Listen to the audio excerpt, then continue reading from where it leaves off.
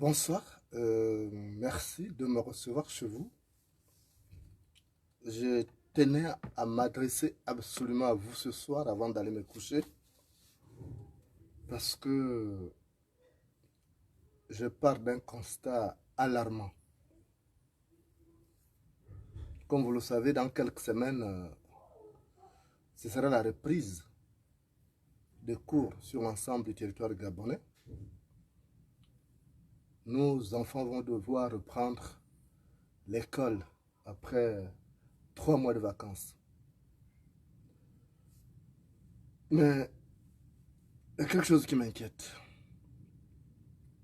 Quelque chose qui m'inquiète parce que il y a une baisse drastique des niveaux. L'école d'hier n'est plus celle d'aujourd'hui. Et tout commence par les parents, les encadreurs. Certes, il y a des grèves dans des établissements parce que les enseignants sont maltraités, ils ne sont pas rémunérés à leur juste valeur, mais il y a aussi un problème au niveau de nos familles. Le Gabonais s'est considérablement abruti. Il faut qu'on se dise la vérité. Je sais que les gens aiment seulement qu'on leur dise qu'ils sont beaux et qu'ils ont des beaux costumes. Mais moi, en ce qui me concerne, j'ai ce devoir de dire la vérité. La vérité rougit les yeux, mais ne les crève pas. La vérité rougit les yeux, mais ne les crève pas. Donc, je suis dans cette obligation de vous dire ce que vous devez entendre et non ce que vous voulez entendre. Si nos enfants se sont abrutis, c'est parce que quelque part, il y a cette démission parentale. Et la démission parentale aussi n'est pas forcément un fait volontaire des familles. Mais parce que les gens n'ont pas grand-chose à transmettre aux enfants. On ne donne que ce qu'on reçoit. On ne donne que ce qu'on reçoit. Si vous n'avez rien, vous ne pouvez rien donner. Si vous avez les mains vides, vous n'allez rien donner. Vous n'allez pas couper vos doigts. Or là, il y a un grand problème.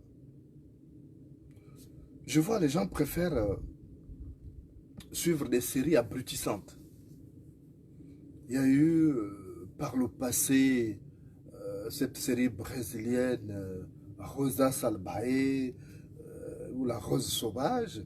Après, il y a eu beaucoup d'autres séries, on parlait de Tabaco, on parlait... Et ça abrutit les Gabonais. Je regarde, je vous l'avais dit, chez moi, j'ai la connexion. Je suis connecté à Gabon Télévision, à Téléafrica, à Gabon Culture, et le quatrième chaîne, c'est Gabon 24. Voilà. Mais quand je regarde les programmes de ces chaînes de télévision, c'est décevant. Très décevant. Parce qu'il n'y a pas trop d'émissions éducatives. Il y a plus de divertissement. Moi, quand ils ont créé Gabon Culture, je pensais que ça allait être une chaîne qui va faire des documentaires sur la culture gabonaise. Ce n'est pas uniquement pour aligner des clips. Or, je vois en longueur de journée rien que des clips. Rien que des clips. Et quel genre de clips? Des clips d'une vacuité idéologique effarante. On n'apprend rien. Il n'y a que des histoires en dessous de la ceinture. Et tous les artistes gabonais entrent même dans ce registre-là. Ils font tous la promotion des trucs en dessous de la ceinture. Et ça, c'est un peuple qui est en perdition. Quand un peuple ne pense, quand les idées d'un peuple ne tournent qu'en dessous de la ceinture, c'est un peuple qui est en perdition. On n'élève pas le niveau. Évidemment, c'est là est la résultante de la politique qui est adoptée par les gouvernants de notre pays. Parce qu'eux aussi n'ont pas grand-chose. Ils n'ont pas reçu grand-chose. Mais quand vous prenez les chaînes françaises, je suis mieux placé pour vous parler de la France parce que c'est un pays où je vis. Mais vous avez des chaînes spécialisées. Quand vous prenez une chaîne comme National Geographic, quand vous avez ça sur le bouquin, vous avez des documentaires instructifs. Quand vous prenez une chaîne comme Chasse et Pêche, vous apprenez quelque chose. Mais chez nous, quelle est la chaîne spécialisée qui va constituer une sorte de vecteur de la culture de notre pays? Il n'y en a pas. Il n'y en a pas. L'autre jour, j'ai affiché une image d'un film où l'homme et la femme s'embrassaient.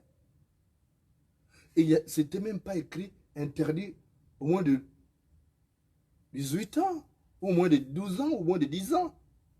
Ce n'est même pas précisé. Donc, vous êtes là avec votre petite fille à côté, ou votre fils de 10 ans, en train de suivre la télé. Paf, il y a une image des personnes presque nues qui s'embrassent.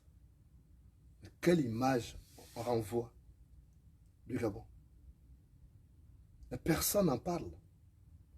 Votre fameux Conseil national de la communication ne dit rien lorsqu'il s'agit des journaux de l'opposition qui tirent à boulet rouge sur les journaux de l'opposition qui tirent à boulet rouge sur le pouvoir. Là, on censure tout de suite. Mais qu'en est-il? Regardez combien de fois nous sommes abrutis. Avant, un enfant du CE1 pouvait écrire une lettre correctement. Un enfant du CP2 pouvait te lire correctement. Je me souviens à l'école publique de Canada où j'ai fait mes premiers pas. Mais on venait me chercher. Le directeur vient encore demander à monsieur Joseph Viola, qui a du reste épousé ma tante paternelle. Joseph Viola était directeur, il enseignait le CM1 et le CM2, mais il venait me chercher pour dire, bon, tu vas aller apprendre à lire à tes aînés au CM2. J'étais au CP2. Et quand on écrivait une lettre, c'était... Et même les enseignants d'autrefois qui n'avaient qu'un niveau 5e, 6e, écrivaient très bien. Mais aujourd'hui, vous avez des enfants de l'université. Mais c'est effarant, j'ai peur. Je vois des étudiants qui m'écrivent. Vous savez, je suis au contact de ces gens, même quand j'ai fait mes émissions. Après d'autres... C'est effarant. C'est inquiétant. Parce qu'on a baissé de niveau, on s'est abruti de manière considérable. Il n'y a plus de niveau. J'ai suivi, quand vous faites la différence, regardez, il y a une petite fille, je ne sais pas quel âge elle avait, 12 ans. Elle est du Sénégal. Elle est partie de son pays avec quelques petits problèmes. Elle est arrivée en France, elle a écrit un ouvrage, mais j'ai vu cette fille-là s'exprimer sur les chaînes françaises. Et c'était la fierté, j'ai dit, elle aurait pu être ma fille. Elle s'exprime correctement. Elle s'exprime correctement. Regardez, j'ai vu cette jeune fille nigériane qui a eu le concours de mathématiques, de doctorat en mathématiques, qui viennent. Mais nous, en Afrique centrale, c'est uniquement des histoires en dessous de la ceinture. Uniquement ça. Quand vous prenez le Congo, zéro. Pas de niveau. Le Cameroun, zéro. Le Gabon, zéro. Les deux Congos. On a un petit problème de connexion. Voilà, ça va aller. Donc, quand vous prenez l'Afrique centrale, il n'y a pas de niveau. Le seul pays qui fait un peu la fierté de l'Afrique, c'est le Sénégal. Et vous avez le Nigeria. Et dans une moindre mesure aussi, le Ghana. Mais le reste des pays, excusez-moi, les gens se sont abrutis. Tout tourne en dessous de la ceinture. Même les danses, c'est des danses obscènes. Qu'est-ce qu'on apprend? Regardez les télévisions. Je vous assure que j'ai toutes les chaînes de ces pays africains. J'ai toutes les chaînes là. Je les regarde souvent par curiosité pour comparer les programmes à ceux du Gabon et de la France. Parce que la France est notre pays colonisateur ou, pour l'Afrique centrale. Mais quand on voit, il n'y a même pas d'émission éducative. C'est uniquement des gens qui dansent en longueur de journée, qui bougent les fesses. Et regardez Facebook. Les gens ont transformé Facebook en forum de recherche de succès masculin ou féminin. Ça apporte quoi? Quand les femmes s'affichent sur Facebook, c'est uniquement pour montrer les fesses. Il n'y a rien. On s'est abruti. Il faut se ressaisir. Il faut vous cultiver. Si vous n'avez rien, vous n'allez rien transmettre à vos enfants. Il faut beaucoup. Ce n'est pas le fait d'avoir un niveau universitaire qui fait de vous quelqu'un de suffisamment instruit. Je suis désolé. Hein. Ou quelqu'un de cultivé. Hein. Entre être instruit et cultivé, c'est un peu différent. Vous voyez la différence qu'il y a là. Enfin, intellectuel, on dit intellectuel, mais les intellectuels qu'on voit aujourd'hui, ce ne sont pas des intellectuels, parce qu'ils n'ont même pas cette faculté de raisonner, de résoudre un problème. En quoi sont-ils intellectuels? Donc, il faut qu'on se batte. Moi, j'ai peur quand je vois les lettres que les gens m'envoient avec des fautes. Ça fait mal.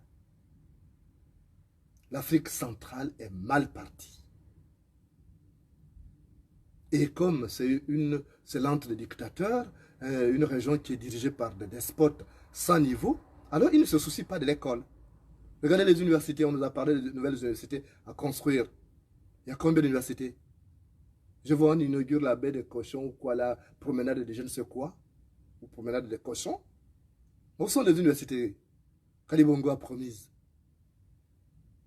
Quand vous voyez les bourses qu'on envoie aux enfants à l'étranger là, mais avec tout l'argent qu'on dépense là, on aurait pu construire des universités quand même. Pourquoi on ne le fait pas? Il suréquipe l'armée. Mais il est incapable de construire des universités. Mais parce que c'est un abruti lui-même. Il est sans niveau. Un président qui a un niveau 6e. La dernière fois qu'on l'a vu en classe, c'était en classe de 6e. Mais il est président malgré tout. Mais c'est une honte. Et un type comme ça, sans niveau, vous attendez qu'il fasse quoi de vos enfants? Il est sans niveau. Parce qu'il veut vous montrer qu'il n'a pas de niveau, il n'a pas fait l'école, mais il peut être président. Donc vous allez voir un abruti qui va diriger des intellectuels. Et les intellectuels se taisent, ils acceptent ça. Moi je dis, je ne peux pas accepter ça. Ali Bongo a un niveau 6e. Ali Bongo a un niveau 6e. La dernière fois qu'il a été vu en classe, c'était en classe de 6e. Il n'a même pas terminé. Alors, vous attendez quoi d'un type comme ça? Vous attendez qu'il œuvre pour l'éducation de vos enfants? Il ne connaît rien de ça. Ce n'est pas l'anglais qu'il parle, il revient du Nigeria, c'est normal qu'il parle anglais. C'est la langue maternelle. Mais dans la tête, dans le ciboulot, il n'y a rien. Maintenant, il vous appartient à vous, Gabon, de vous battre pour donner une éducation décente à vos enfants. Parce qu'un enfant est sans instruction, il est comme un animal. Un enfant sans instruction est comme une bête. Mais commencez à veiller. Aujourd'hui même, les enfants rentrent. Les parents ne se préoccupent même plus. Qu'est-ce que l'enfant a eu à l'école? Quel est le cours? Mais chez nous, ce n'était pas comme ça. Nous, même pour manger, on disait, tu fais d'abord ça.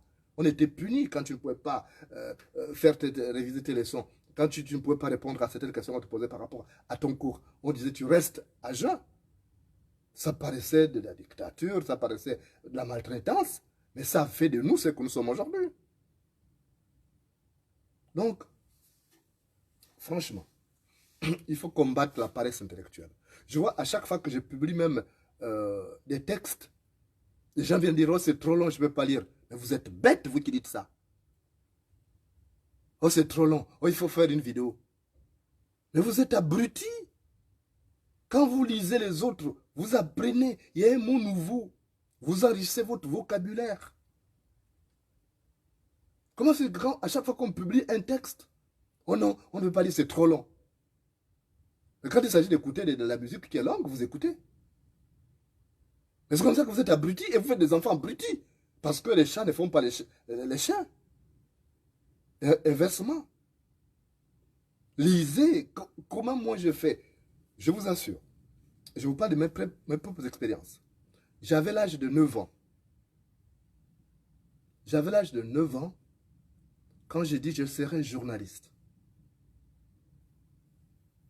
Et lorsque mon père m'a mené à aller rencontrer le président, qui était accompagné ce jour-là des journalistes, parmi lesquels André Ofunda et Jean-Philippe Pouillonneau qui sont allés mourir dans un crash d'avion, j'ai dit à mon père, je vais saluer le journaliste. Parce qu'il m'a dit, ce sont les gens que tu écoutes sur la radio là.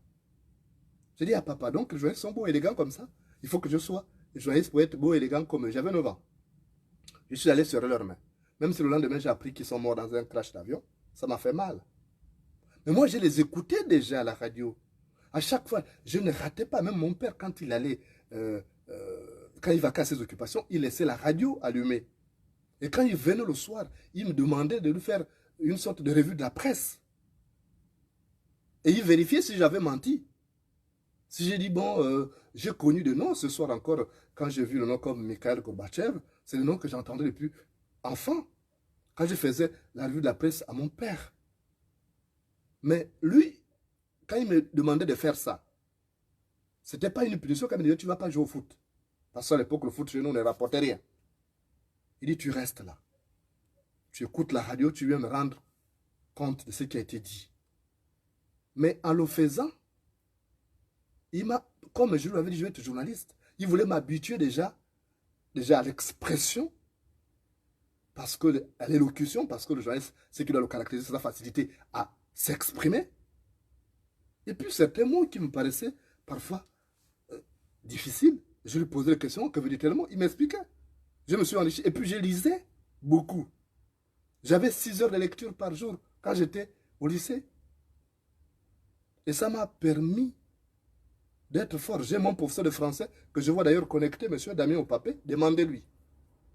Il disait, il a enseigné partout, mais j'étais son meilleur élève en français. Demandez, il est là, il n'est pas mort, il est connecté là. Damien Vincent Opapé, écrivez-lui un message. Il faisait quand il arrivait au cours comme ça, au cours des français. Il me donne la crédit, bon, fais le cours. Il va s'asseoir au fond de la classe. Il dit, mais monsieur, il dit non. Je sais que tu connais ces cours-là. Tu maîtrises mieux et tu as les éléments de langage appropriés pour te faire comprendre par tes congénères. Et c'est comme ça que je faisais le cours. Il est là, c'est pas une machin. Moi, c'est pas l'histoire d'Ali Bongo. On ne connaît même pas ses enseignants. Moi, je ne vous parle de mes enseignants, ils sont là, ils sont encore en vie. Donc, ce sont les parents qui ont aiguillonné, qui ont tracé la voie que j'allais suivre. Être homme de lettres, c'était tracé. Mais aujourd'hui, vous avez des enfants qui arrivent jusqu'à 15 ans, 20 ans. Ils n'ont pas de vocation. On ne sait même pas qu'est-ce qu'ils vont devenir demain. Mais comment voulez-vous qu'ils réussissent? Un enfant doit grandir déjà avec une vocation. Moi, je suis chez les Blancs. Mais chez les Blancs, il y a des enfants, même à 5 ans, 4 ans, ils te disent, je vais être médecin. Il grandit avec ça. Et les parents commencent à le préparer, même à lui faire suivre des émissions de médecine. Mais vous faites quoi chez vous? Mais réveillez-vous, bon sang. Moi, j'ai peur. J'ai peur parce que vous-même, vous êtes des paresseux. Et quand vous êtes des paresseux, vous allez donner quelle leçon à votre enfant? Je vous fais une digression. Un jour, je suivais une émission. Je suivais la série Ma Famille, la série ivoirienne. Ma Famille. Et il y a quelque chose qui m'a amusé beaucoup. C'était Gou et sa fille. Sa fille, celle qui jouait le rôle, ce jour-là, je crois que c'était Marie, la défunte Marie-Laure. Je ne sais pas si c'est Marie-Laure. Oui, c'est Marie-Laure. Marie-Laure jouait le rôle de sa fille. Et maintenant, l'enfant a échoué à l'école plusieurs fois. Une fois, n'a pas eu le bac. Et le père se met à la sermonner, à sermonner sa fille. En disant, toi tu es bête, comment tu peux manquer le bac et tout. Et l'enfant dit, mais papa, moi je te ressemble. Il dit, tu me ressembles comment? Il dit, mais papa, toi tu as manqué le bac 5 fois. Et c'est comme ça qu'il a enlevé la chaussure pour lancer à l'enfant. Mais donc, vous voyez, il faut que vous soyez des modèles. Si vous voulez même blâmer l'enfant, mais il faut que vous-même vous soyez, mais vous ne maîtrisez rien. Vous ne voulez pas vous cultiver. Vous préférez aller par exemple, sur les lives des gens qui parlent des histoires de sexe, des machins. Mais c'est abrutissant. C'est abrutissant. Cultivez-vous. Regardez les documentaires, lisez et imposez aussi un rythme à vos enfants. Ils doivent lire. Faites attention aux dangers d'Internet. Hein.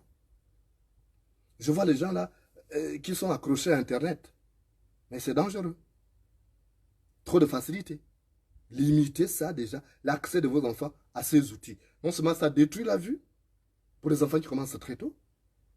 Je vois des parents qui donnent des jouets avec les écrans lumineux aux enfants de 2, 3 ans. Mais c'est dangereux. Donc, la rentrée scolaire va avoir lieu. Dites-vous que vous avez péché les années précédentes et qu'il va falloir améliorer parce qu'on est sans niveau. Il faut qu'on se reconnaisse. On ne vaut pas grand-chose. C'est une honte. Parfois, je suis choqué quand des gens viennent me dire, ben, toi, tu es Gabonais, toi. Je sais pourquoi. Ah non, mais tu es différent, tu as un niveau élevé, même quand tu t'exprimes. Et ça, je me fâche quand on dit ça. Et pourtant, au fond, les gens ont raison. Parce que même quand vous voyez vous-même les lives, là, même les gens qui font les lives, là, qui parlent de là à la place de lui, je la parle, je la dis. Mais on vient faire les lives, là. Et les enfants qui écoutent ça vont penser que ça c'est dit. C'est pourquoi chacun doit marcher dans son couloir. Tu n'as pas de niveau pour venir t'exprimer au public que tu restes dans ton coin. Si tu es fait pour rester à la cuisine, fais la cuisine. Tu amènes tes plats au salon, tu retournes à la cuisine. Ne t'es pas venu rester là, machin. Mais tout le monde veut tout faire. On veut imiter, tout le monde veut tout faire à la fois. Or, si tu restes dans la cuisine, qui verra tes défauts? On dit qu'il y a un proverbe qui dit chez nous que si tu n'ouvres pas ta bouche, personne ne saura que tes dents sont gâtées. Si tu n'ouvres pas ta bouche, personne ne saura que tes dents sont pourries. Voilà le problème qui se pose aujourd'hui. N'importe qui veut faire n'importe quoi. N'importe qui s'improvise journaliste sur Facebook. N'importe qui s'improvise coach. Mais quand vous écoutez comment les gens s'expriment avec des raisonnements tordus, mais j'ai mal. J'ai honte. Et quand il s'agit des histoires de scandales sexuels, vous êtes des milliers à suivre ça. Quelqu'un qui veut vous instruire, vous donnez quelque chose qu'il a reçu. Ils ne sont plus nombreux au Gabon. En Afrique, il n'y en a plus beaucoup. Les gens qui ont la consistance. Même nous avions dans notre société des intellectuels qui étaient illettrés. Il y avait des intellectuels dans notre société qui raisonnaient par rapport à notre société. Il y avait des intellectuels, des gens qui parlaient, qui maîtrisaient la culture. C'était aussi des intellectuels. Mais ils sont même en voie de disparition aujourd'hui. Ils sont en voie de disparition. Combien? Il y en a encore combien aujourd'hui? Il n'y en a pas. Tout le monde n'a plus de niveau. C'est-à-dire que même sur le plan culturel, on est vide. Même notre propre culture, même notre propre langue. On est incapable. Je vous ai projeté la fois dernière un film que j'allais suivre dans une ville là-bas, une ville en Picardie. C'était même pas, c'était pas le cinéma, c'était un spectacle à l'air libre. Mais j'ai appris des choses par rapport à la culture des Picards. Et il y avait même à un moment donné, ils s'exprimaient dans leur patois. Mais chez nous qui parlent encore même là, c'est-à-dire que nos langues vernaculaires, là, combien on est illettré dans nos langues maternelles, on est illettré en français, la langue du colonisateur, mais vous allez être utile à quoi? Utile à quoi? Vous êtes des bons à rien si vous êtes comme ça, mais battez-vous. Il n'y a pas d'âge pour apprendre. Il n'y a pas d'âge pour apprendre.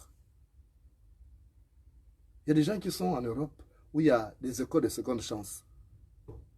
Même des jeunes filles qui viennent de l'Europe, de l'Afrique, au lieu de se remettre à l'école pour essayer de rattraper, étant donné qu'il y a un déficit de structure en Afrique, non, elles viennent seulement chercher des maris blancs, s'asseoir à la maison Mais en Europe, ce n'est pas comme en Afrique, où ce sont les hommes qui travaillent, ils vont travailler toute l'année, ils t'apportent l'argent, tiens. Non, ici, là, c'est 50-50.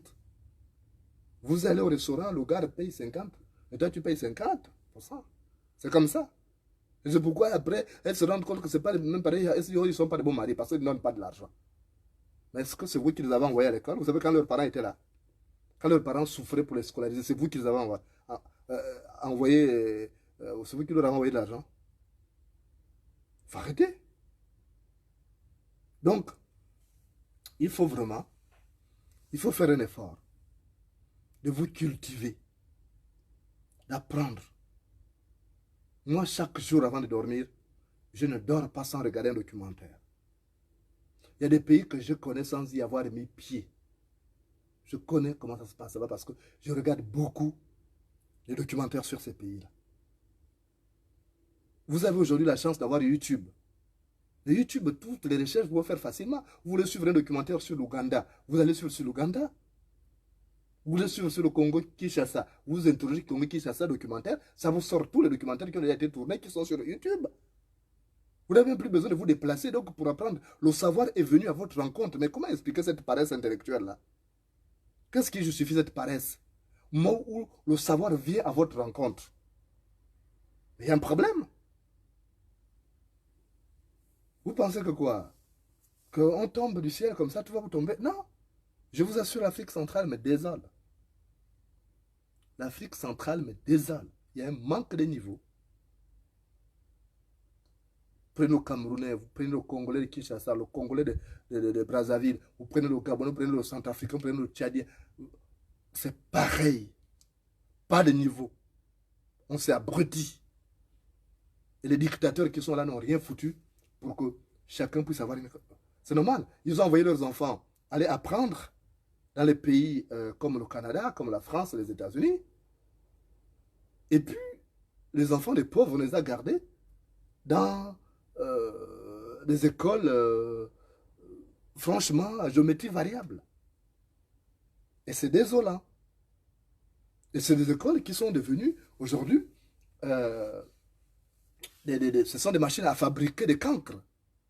Je suis désolé de vous dire la vérité. Les écoles, aujourd'hui, fabriquent des cancres. Maintenant, chacun doit se battre. Même dans l'immeuble des imbéciles, tout le monde n'est pas logé au même étage. Vous le savez. Donc, c'est à vous de vous battre pour dire que mon enfant ne doit pas être un imbécile. Mon enfant ne doit pas être un cancre. Et pour que vous ayez quelque chose à transmettre aux enfants, il faut que vous étudiez vous-même. Ne dites pas parce que vous avez terminé les études que non, l'école, c'est une... La vie, c'est une école permanente. Chaque jour, on apprend. Même les grands docteurs. Je vous ai parlé du médecin, le vieux médecin qui m'a reçu la fois dernière avec ces deux collègues, ces jeunes collègues. Quand il leur a dit, mais est-ce que vous lui avez demandé de se débarrasser des vêtements qu'il avait, qui n'étaient pas désintoxiqués? Vous voyez? Ils ont appris ces jours. Et pourtant, c'est des gens qui sont sortis des grandes écoles de médecine en Europe. Mais chaque jour que Dieu fait, ils apprennent quelque chose. Mais dire que parce qu'on a un doctorat, on est déjà suffisant. C'est faux. Nul n'est omniscient, il n'y a que Dieu. Donc ne refusez pas l'école. Ne refusez pas d'apprendre. Si vous allez tous les jours écouter rien que des histoires, excusez-moi, à la con. Parce que tout ce que je vois là, les clashs, les histoires de sexe, tel ministre sort avec tel machin, tout ça, c'est vieux comme le monde. Mais c'est ça qui vous attire. Mais vous apprenez quoi? Les enfants, au lieu de se consacrer aux études, c'est juste la sexualité. Aujourd'hui, les enfants commencent leur carrière sexuelle très tôt. Mais c'est dangereux, c'est effarant. Or, vous savez que études et sexualité ne riment pas, ne font pas bon ménage. Parce que dès lors que tu es une fille, dès que tu as les tourments, dès que le petit copain te déçoit, tu n'es plus concentré à tes études. Tu ne peux plus étudier. Tu es en train de pleurer. À quel moment tu vas étudier? Donc, commencez à dire à vos enfants, que le sexe est un cadeau qui ne doit être déballé qu'au moment de se marier. Mais s'il commence à se réaliser très tôt, et puis il mélange avec les études, ça ne marche pas. Je connais même des petits abrutis qui ne sont pas, qui ont eu leur bac, qui devaient aller poursuivre des études à l'étranger, mais ne pouvant pas laisser leurs copines qui étaient encore, par exemple, en classe des premières ou des terminales, ils ont refusé de partir parce qu'ils avaient peur de la perdre. Mais sauf que plus tard, parfois, la fille les a lâchés. C'est des choses qu'on a vues. Je connais beaucoup d'histoires. Vous savez que j'ai géré pendant longtemps un service sensible au journal. Je connais ces choses-là. Ce sont des faits divers que je rapportais plusieurs fois. Donc, franchement, il faut que chaque parent, je parle du père, de la mère, je parle de l'oncle, de la grande sœur et tout, vous devez vous battre. Vous devez vous battre, passer le temps sur TikTok, de passer le temps sur Facebook. Et Facebook, c'est bien abrutissant aujourd'hui. Facebook est vraiment abrutissant aujourd'hui. Vous voyez comment les gens écrivent avec des fautes? Et quand les enfants vont regarder ça, ils pensent que c'est comme ça qu'on écrit. C'est abrutissant. C'est pourquoi on dit laissez aux gens qui connaissent s'occuper de ces choses-là. Parce que ça ne sert à rien de pouvoir faire, de jouer à l'instituteur sur Facebook alors que vous ne valez rien, vous n'avez pas de niveau. Vous abrutissez les enfants d'autrui. Il y a beaucoup qui viennent vous abrutir avec leur français tordu. Ils viennent s'exprimer là avec leur français tordu. Et les enfants qui écoutent, quand ils écoutent quelqu'un dire « je la parle », « je le dis ». Non. Ou bien quand vous dites cette femme-là est une bandite ». Non. Bandit n'a pas de féminin. On dit cette femme est un bandit. Et ça revient souvent sur Facebook. Je vous écoute, j'entends souvent les gens dire les élections présidentielles. On ne dit pas les élections présidentielles, on dit l'élection présidentielle. L'élection présidentielle. Parce que c'est un seul siège à pourvoir. Il n'y a pas plusieurs sièges de président à pourvoir, c'est un seul siège. Mais on dit les élections législatives parce qu'il y a plusieurs sièges. En ce qui concerne le Gabon, je crois que ce sont 60 députés. Mais les gens viennent de vous dire ça. Les gens viennent de vous dire Mouila au sud du Gabon. Mouila n'est pas au sud du Gabon. Mouila est dans le sud du Gabon. Oyem est dans le nord du Gabon. Oyem n'est pas. Mais j'écoute les gens, j'ai mal. J'ai mal.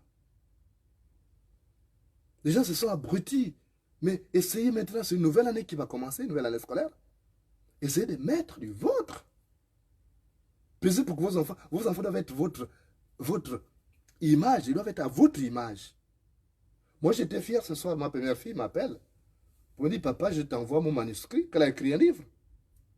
Je suis fier parce que moi-même, j'ai écrit des livres déjà. Je suis fier. Et mes enfants ne sont pas des tarés, c'est qui est bien. Parce que ce serait dommage qu'un homme de ma trempe puisse produire des abrutis. Ça, je refuse. Je refuse d'avoir des enfants abrutis. Et je le dis souvent, ce n'est pas parce que moi, je suis instruit que vous pensez que vous allez hériter de ça. Non, quand je partirai là, quand je mourrai, on m'enterrera avec ma tête, mon cerveau. Même si on vient déterrer là, comme les gens ont l'habitude de faire plutôt des sacrifices là, ça ne va pas rendre les gens intelligents. Je suis désolé. Donc c'est pourquoi il faut absolument que chacun se mette à l'œuvre, que chacun se dise que je dois laisser la bonne graine. Vous savez, un enfant est comme un terrain d'éducation qu'on donne, c'est la bonne graine. On doit veiller à ce que dans ce terrain n'y pousse que la bonne graine. Et quand vous avez compris ça, c'est tant mieux. Mais si vous êtes là, vous laissez vos enfants. Mais je vois des petits enfants de 13, 14 ans sur Facebook. Ils font quoi sur Facebook? Ils font quoi? Pour s'abrutir? Non. Commencez par interdire Facebook à vos enfants. Des mineurs là. 12, 13 ans, 11 ans, 10 ans. Il ne faut pas accepter ça. Facebook est venu abrutir les gens. Il faut commencer à interdire. Certains programmes de télévision ne sont pas adaptés à vos enfants par rapport à leur âge. Quand vous les voyez, vous dites, allez, vous rentrez à la maison, à la chambre. Vous n'allez pas être en train de suivre des films où les gens s'embrassent avec vos enfants. Et quand vous voulez qu'ils les reproduisent, attention. J'ai appris que la mémoire humaine retient ce qui est mal, le mal. Donc la mémoire humaine retient le mal pendant 11 ans avant de l'oublier. Mais le bien, c'est au minimum 3 mois renouvelables. Si tu fais du bien à quelqu'un aujourd'hui, après toi, il peut oublier que tu as. Sauf si la personne te revoit et dit, ah oui, il m'avait rendu ça. Mais ça ne reste pas dans son subconscient. Comme le mal reste. Donc les enfants imitent plus ce qui est mauvais. C'est à vous de comprendre que là, je ne veux pas laisser des enfants parce que à chaque fois quand on insulte les enfants, on a tendance à insulter les parents. On dit c'est l'éducation que ton père t'a donnée, c'est l'éducation que ta mère t'a donnée. Quand il s'agit de garçons, on insulte les pères. Quand il s'agit des femmes, on insulte souvent les mères. Mais donc, faites en sorte qu'on ne vous insulte pas. Donnez une éducation qui soit exemplaire. Parce que vos conneries de TikTok, de Facebook et autres, c'est très mal utilisé aujourd'hui. Et si les enfants sont paresseux, alors commencez par trouver des moyens, des méthodes pour les pousser. Regardez pas ce que faisait mon père. Quand il me disait, tu restes là pour écouter le journal, quand je reviens, tu me rends compte. Et quand il rentre, je dis, bah, écoute, à Chibanga, il y a eu une femme qui a été avalée par un crocodile. Et il vérifie au journal de 20 heures. Si j'ai menti, il me punit le lendemain. Parce que donc tu n'étais pas à la maison, tu as besoin d'aller en divagation. Il dit, si tu as menti, c'est que tu n'étais pas à la maison, tu n'as pas suivi le journal. Parce qu'il savait qu'il avait une capacité de rétention. Mais lui, quand il faisait, je pensais qu'il me rendait mauvais service. Je dis, mais pourquoi les autres jouent au ballon? Mon père m'interdit d'aller jouer au ballon. Il pouvait que je reste là à côté. Il savait que le football n'allait m'amener nulle part. Mais il savait que seul le stylo allait m'amener quelque part. C'est pourquoi il laissait la radio allumée et me demandait de suivre les informations pour lui rendre compte, de faire la revue de la presse quand il rentrait. C'était une méthode qu'il avait trouvée. Ma grand-mère qui faisait à chaque fois, lorsque je suçais une mangue, je laissais les résidus traîner je laissais les résidus traîner au sol. Elle attendait la nuit tard, quand je dormais déjà, elle prenait les résidus là, elle me les déposait au lit pour pouvoir me corriger d'une manière ou d'une autre. Parce que dans la nuit, les moustiques et les fourmis m'envahissaient au lit pour me piquer. Et c'est comme ça que je me réveillais. Et je regardais qu'il y avait des résidus, des ordures qui étaient déposées dans mon lit. Et je m'en débarrassais. Le matin, j'affichais des airs atrabilaires, je faisais la baboune tombante. Mais il me disait, oui, mais qu'est-ce qui s'est passé? Je t'ai entendu crier la nuit là-bas. Je dis, oui, mais c'est pas toi qui as déposé. Il dit, oui, c'est comme ça. Quand tu suces une mangue, tu ne dois pas laisser les résidus traîner, tu dois aller jeter ça à la poubelle. Et il a fait de moi quelqu'un, elle a contribué à faire de moi quelqu'un déjà de rangé, vous voyez chez moi. Je suis assez rangé, je n'ai pas besoin qu'une femme soit là pour ranger chez moi. Parce que c'est une éducation qu'on donne. Ça ne nous sert pas dans l'immédiat, mais ça nous sert à terme. Quand elle m'apprenait à préparer, je disais, mais attends, c'est le rôle dévolu aux femmes.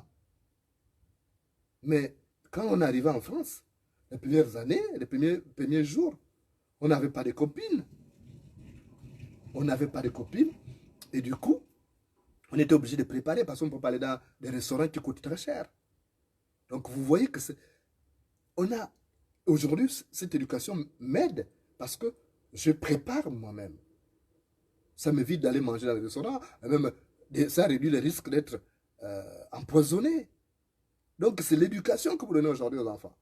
Au lieu de les laisser s'abrutir, donnez-leur des outils qui leur permettront d'ouvrir les portes de l'avenir. C'est très important. Et trouver des moyens même subtils pour les y contraindre. Je ne dis pas qu'il faut taper, machin, non, on n'a pas besoin de ça. Mais il y a des moyens subtils pour pousser les gens, justement, à suivre des instructions qui vont faire d'eux des cadres nécessaires à la construction de la nation de demain. Il y a toujours un moyen, trouver un moyen subtil.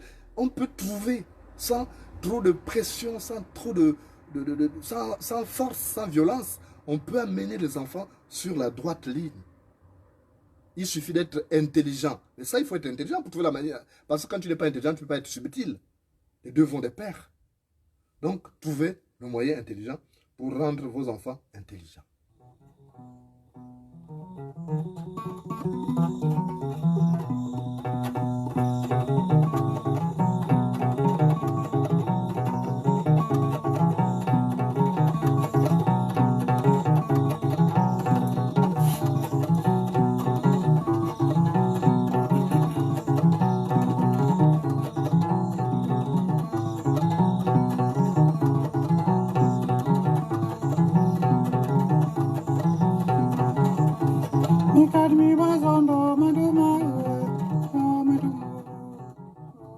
Je disais qu'on peut toujours trouver un moyen subtil pour amener les enfants sur la droite ligne. Je vais vous raconter une petite histoire que m'avait raconté mon grand-père au village, au clair de lune. Dans un village, il y avait un homme qui était intelligent. Il faisait partie de l'intelligentsia du village. Cet homme s'appelait Mumbina. Alors Mumbina avait son ami qui était affaibli par la maladie. Et cet ami avait un enfant, mais un enfant qui était très paresseux. Il était vraiment paresseux, c'était un bon à rien. Bon à rien. Mais au moment où son père terminait son séjour sur terre, il était inquiet. Il a dit, mais moi je vais bientôt mourir. Mon fils là, c'est un bon à rien.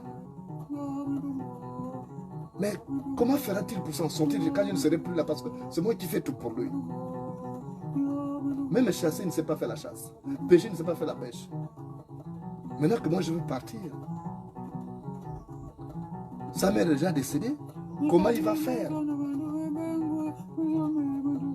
Et c'est comme ça que le vieux papa là, inquiet, est allé voir son ami Moubila. Il dit, mon ami, tu vois là, moi je suis en train de mourir bientôt. J'ai un cancer. Alors je ne sais pas. Je m'inquiète pour mon fils parce que c'est un paresseux. C'est vraiment un paresseux abouti. J'ai bien peur. Et Mumbina a dit, c'est un paresseux. Il dit, mais on va trouver un moyen subtil pour combattre sa paresse, pour qu'il devienne intelligent, pour qu'il devienne travailleur surtout. Et quelque temps après, le vieux est mort, laissant son enfant orphelin, livré à lui-même. Donc après les obsèques, et même avant de mourir, son père avait dit, écoute, je suis allé voir mon ami Mumbina. Quand je ne serai plus là, lui il va t'encadrer. Il va même faire quelque chose d'exceptionnel. Il va te fabriquer des gris-gris, des amulettes qui vont t'apporter la richesse. Parce que lui, il a été encadré par ses grands-parents. Tu as compris? Il a dit oui papa, j'ai compris. Et après, quand on l'a enterré, après sa mort, donc, Mumbina l'a fait venir. Il a dit, bon, mon fils, tu sais que ton père et moi, nous étions des grands amis. Enfin, c'est même plus que des amis, nous étions des frères. Avant de mourir, ton père m'a demandé de t'encadrer. Et il m'a dit que tu as un grand défaut, c'est que tu es paresseux. Moi, je vais t'encadrer parce que je veux respecter ma parole. Je veux honorer aussi mon amitié et ma fraternité avec ton père qui est parti. Il faut que tu t'en sortes après lui. Et le petit a dit oui. L'oncle, il m'a dit que toi tu pouvais m'encadrer. Il a dit que tu pouvais me fabriquer un gris-gris, des amulettes pour que je devienne riche. Parce que là, il n'a rien laissé. Mbina a dit oui, je peux te fabriquer ça. Viens, tu sais comment tu vas faire? Pour que je te fabrique les amulettes là, les fétiches là. Ça se fabrique avec de la sueur. On n'utilise pas l'eau. C'est la sueur corporelle. Donc, il faut que tu m'apportes sa sueur corporelle dans un seau. Mais pour que tu puisses avoir de la sueur, tu dois travailler beaucoup. en plein soleil. Donc tu vois l'espace là. Tu vas abattre tous ces arbres là. Après, quand tu vas transpirer, tu vas recueillir cette sueur là, tu vas me la porter dans un seau. Et c'est comme ça qu'il a pris la hache, il a commencé à battre en plein soleil. Il a commencé à battre, chose qu'il ne faisait jamais. Et il transpirait, il a recueilli un peu la sueur, mais ça ne remplissait pas le seau. Après, il est reparti voir Mumbina, il a dit, mais j'ai abattu tous les arbres, mais le seau n'est pas plein de sueur. Mumbina a dit, oui, c'est pas suffisant. Tu as abattu les arbres, maintenant il faut brûler ces arbres-là. Parce qu'on aura besoin aussi un peu de cendre. Et c'est comme ça qu'il a brûlé donc l'aire agricole qui avait été aménagée. Et malheureusement, la sueur n'a pas rempli, ça fait le demi-saut. Il est reparti. Mumbina a dit non. Maintenant, dans ce cas, il faut continuer à travailler. Tu plantes. Va planter la banane, les tubercules et tout. Pendant que le soleil, tu travailles vraiment sans interruption. Tu vas transpirer, il y aura beaucoup de sueur et ça finira par remplir. Et sans le savoir, il était en train de faire un travail qui allait l'aider lui-même. Et qu'est-ce qui s'est passé après? Donc après il a planté, toujours en plein soleil, il prenait la sueur, et puis la banane a poussé. Et après, le seau était déjà presque plein de sueur. Il est allé voir Mumbina, il a dit, bon écoute, voilà la sueur que tu m'as demandé pour fabriquer les fétiches, les gris-gris. Voilà un peu de cendre que tu as demandé. Est-ce que tu peux me fabriquer les gris-gris? Mumbina a dit, mais quel gris-gris tu parles? Regarde, tu as vu tout ce que tu as débroussé là. Tu as vu la grande plantation que tu as là. Mais c'est ça le fétiche. C'est ce qui va te rendre riche. Tu vas vendre la banane là. Tu vas vendre le manioc là. C'est ça qui va te rendre riche. Il n'y a pas de fétiche. Le petit est resté là. Il a dit, ah, donc le vieux là, il était intelligent comme ça. Mais il a commencé à vendre sa banane. Il a commencé à vendre son manioc. Et voilà comment il a eu des sources de revenus. Il était plus... Donc voilà un paresseux, comment un paresseux, on a fait d'un paresseux un bosseur. Et il a fini par donc avoir beaucoup d'argent. Mumbina dit, j'ai voulu te montrer comment on fait pour produire la richesse. Il n'y a pas de fétiche. Il n'y a pas de fétiche. Celui qui te dira que tu vas devenir riche comme ça, sans faire d'effort, il t'aura menti. Mon fils, ton père n'est plus là. Seul le travail paye. Tu vois maintenant tout ce que tu as là? C'est une grande richesse, tu as la banane. Il y aura des commerçants qui viendront pour acheter ça. Tu ne seras plus pauvre. Et c'est comme ça que le petit a compris qu'il fallait se bouger. Alors, bougez-vous aussi un peu, comme ces jeunes hommes. Bougez, chassez la paresse. D'abord en vous et puis chez vos enfants. Quand vous l'aurez fait, c'est pour votre bien. Enfin, je suis venu vous dire cela. Vous êtes libre de m'écouter ou de ne pas m'écouter. Parce que la vie est très complexe. La vie est une chicotte qui peut te laisser des séquelles. Et si tu reçois ces fouets, tu peux en être traumatisé à vie. Alors évitez donc cette chicotte qu'est la vie. Même si les cours paraissent abscons parfois, faites un effort d'évoluer et d'être surtout autonome, de ne pas vous abrutir. Bonsoir chez vous.